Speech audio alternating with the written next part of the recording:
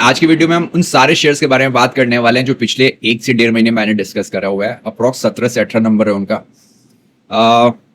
इसमें कुछ स्टॉक ऐसे हैं जो बहुत अच्छा चले, कुछ ने बढ़िया रिटर्न दिया, कुछ का रिटर्न मॉडरेट है और कुछ स्टॉक बिल्कुल नहीं चले। ठीक है, तो एक फैक्ट चेक भी होगा कि जो हम टेक्निकल एनालिसिस करते हैं, फंडामेंटल एनालिसिस करते हैं, तो वो किस तरफ जा रहा है। So is a kind of reality check for me also. ठीक है, सबसे पहला स्टॉक है कार ट्रेड का। कार ट्रेड ने, हमने इस पे वीडियो बनाई थी 11 जून को और अभी तक इसने अप्रॉक्स 15% का रिटर्न दिया है। ठीक है, और जो मैं डेट बता रहा हूं ना, आप जाके यूट्यूब में वो देख सकते हो, ऐसा नहीं है। You can just do a fact checking भी आप कर सकते हो। ठीक है, दूसरा स्टॉक है यस बैंक का।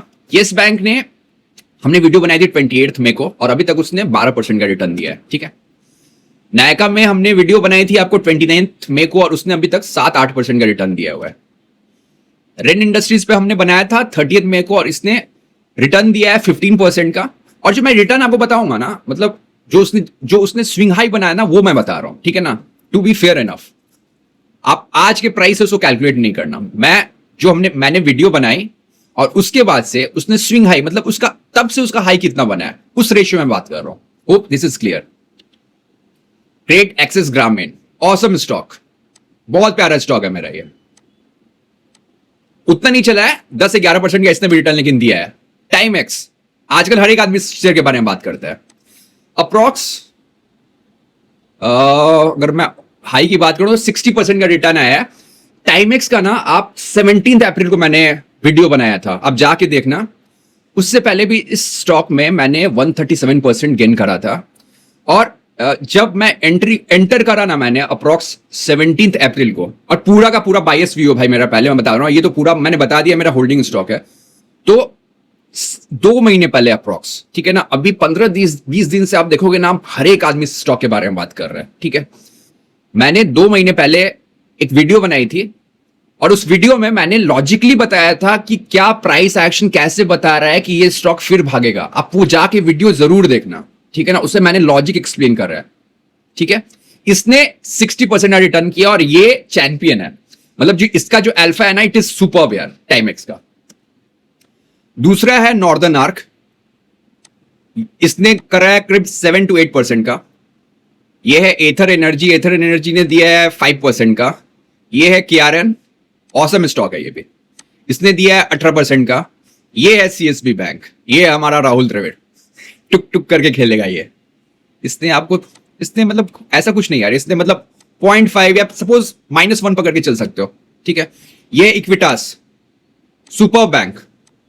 इक्विटास बैंक के बारे में मैं एक चीज बताता हूं। इसका जो मैंने वीडियो बनाया था, टेक्निकल तो था ही साथ साथ, ठीक है ना, क्योंकि वहां पे ना स्टेज 2 बन रहा था, मतलब बेस बना और फिर स्टेज 2 ब्रेकआउट हुआ। अभी स्टेज 2 ब्रेकआउट एक भाई ने मेरे से पूछा था, if I am not wrong, उनका नाम ये है Piyush, if I am not wrong, and apology मैं बोल रहा हूं अगर मैंने गलत नाम उनका लिया हो।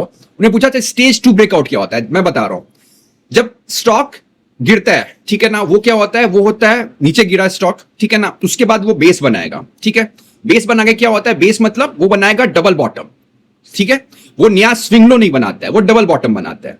फिर वो क्या करता है, वो अपने हाई को ब्रेक करके ऊपर जाता है और लेफ्ट हैंड साइड में जो पहला स्विंग हाई होता है ना, उसको जब वो ऊपर निकलता है तो उसको स्टेज 2 ब्रेकआउट कहा जाता है।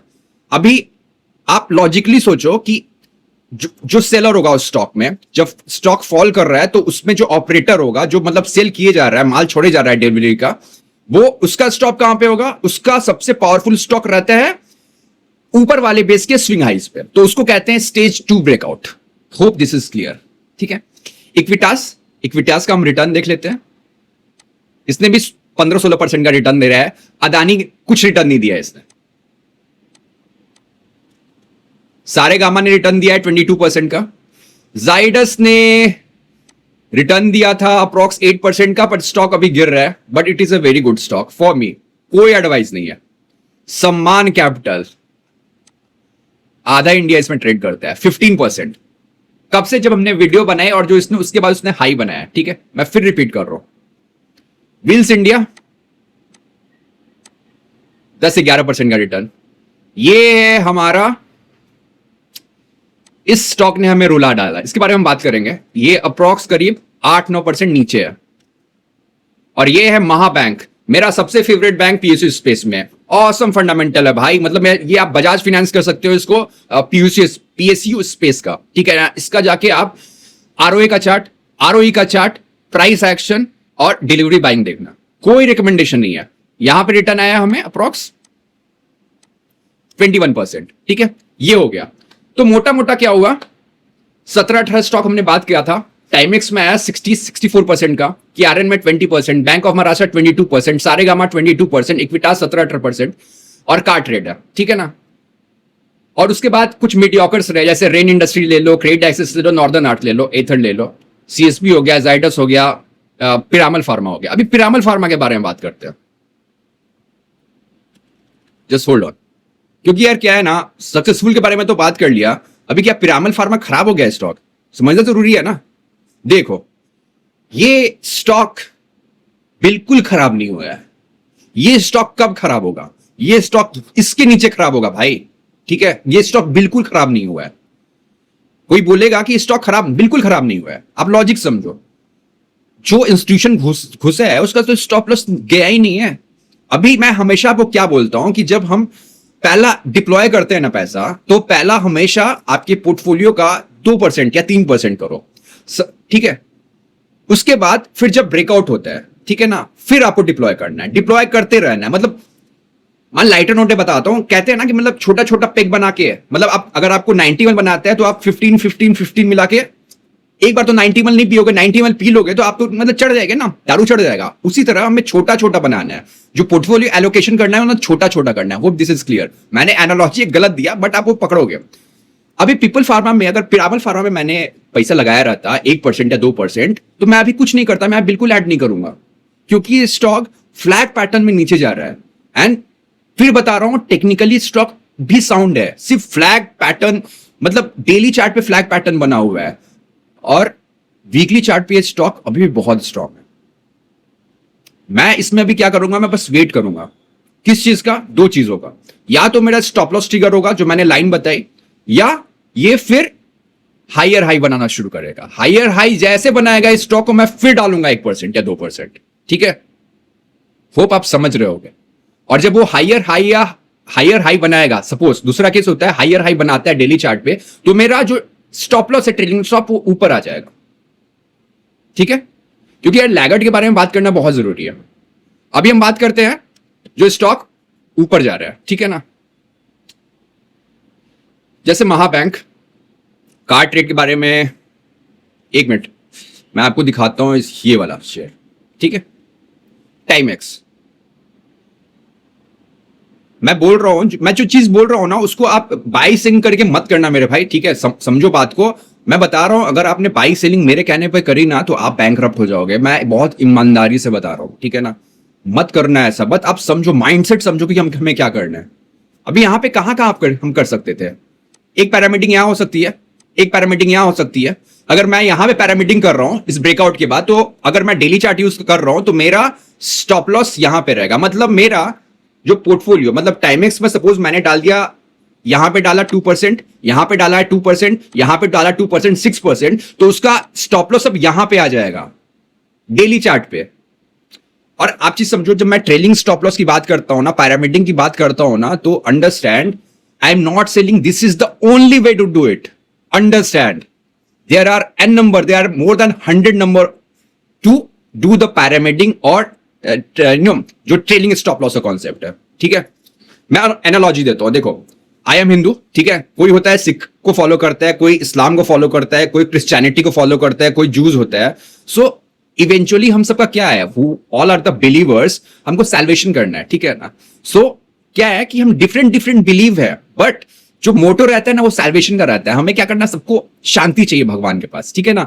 तो सबका मेथड अलग है। आई एम यूजिंग, मैं वीकली करता हूं, मंथली करता हूं, कभी कभी डेली भी कर लेता हूं। आप इंडिकेटर भी यूज कर सकते हो। और बाय द वे, बहुत मैं देखता हूं, specially to the fin influencer active on the social media, they represent indicator. मतलब उसको, उनको लगता है वो नूब ट्रेडर है, मतलब वो कहते हैं ना, उस बच्चे को आता नहीं है। मतलब नूब ट्रेडर आप समझो इमेच्योर की टर्म, वो एकदम बकवास टर्म है। First of all the indicators are based on the mathematical calculation, and math is what? Math is the language of God. आप ध्यान समझना, मैथ जो होता है वो लैंग्वेज होता है गॉड का। अगर हम रहते हैं अर्थ पे, अगर आज की डेट में कोई एलियन भी आ जाए ना, तो उसके लिए भी 1+1 2 ही होगा। जितना भी इंडिकेटर है, beat the Bollinger band, beat the MACD, beat the RSI, beat the EMA, beat the moving average, ये सब का सब बेस्ड होता है नंबर्स पे, मैथ्स पे। कोई स्टैंडर्ड डेविएशन कैलकुलेट करता है, कोई मीन करता है, ठीक है। तो इसलिए आपका पाथ अलग हो सकता है मेरे से। आप मूविंग एवरेज यूज कर सकते हो, आप जो स्टॉप लॉस होता है, ट्रेलिंग स्टॉप लॉस, ट्रेलिंग मतलब क्या, वो ऊपर की तरफ शिफ्ट होते रहेगा। आप यूज करो मूविंग एवरेज।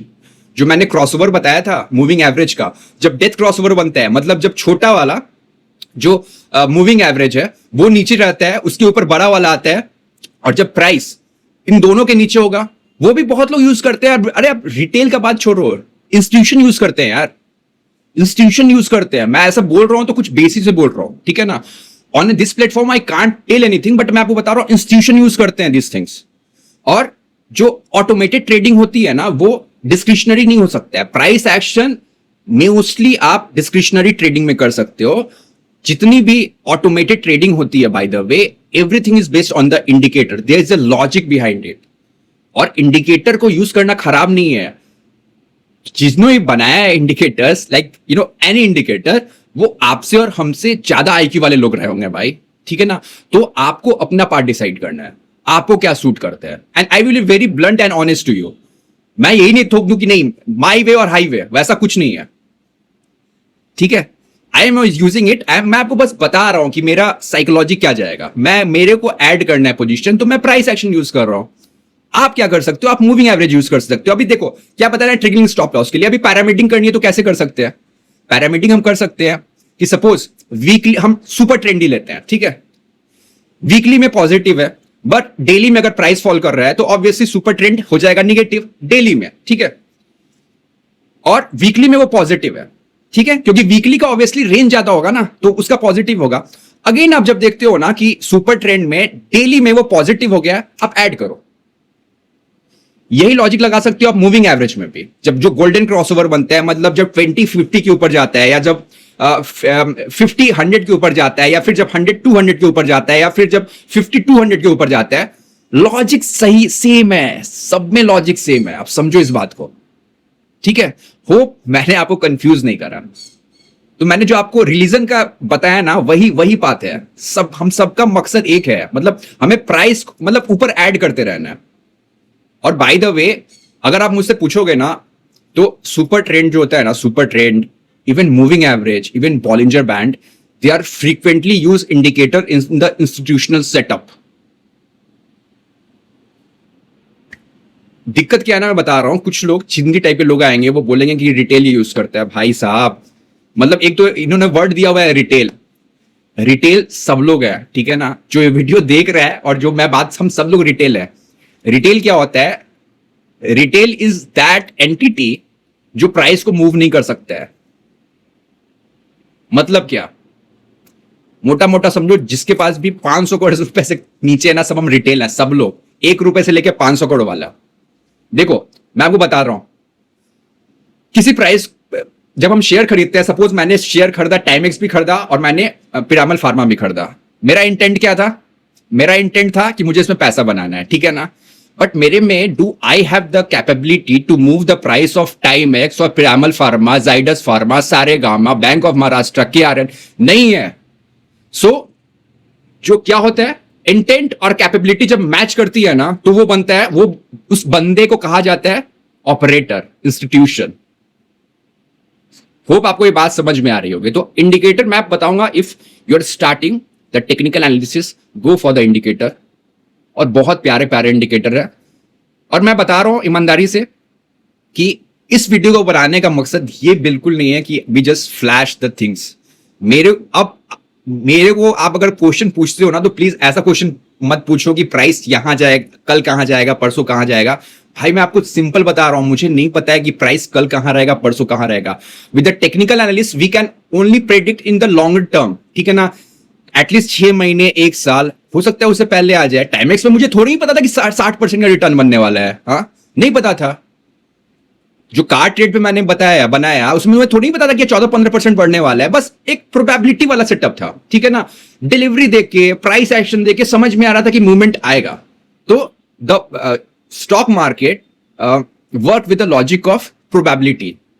कुछ सर्टेन नहीं है, सिर्फ डेथ को छोड़ के कुछ सर्टेन नहीं है मेरे भाई, ठीक है। आपका एफडी 5 लाख रुपए तक ही इंश्योर्ड रहता है, आप जाके पूछ लेना अपने बैंक मैनेजर से, ठीक है। सो डेवलप द माइंडसेट। जो लैगर्ड है उसमें कुछ हम ऐड नहीं करेंगे, उसमें हम तभी ऐड करेंगे जब उसमें प्राइस एक्शन मतलब मेरे सेटअप में पॉजिटिव होगा।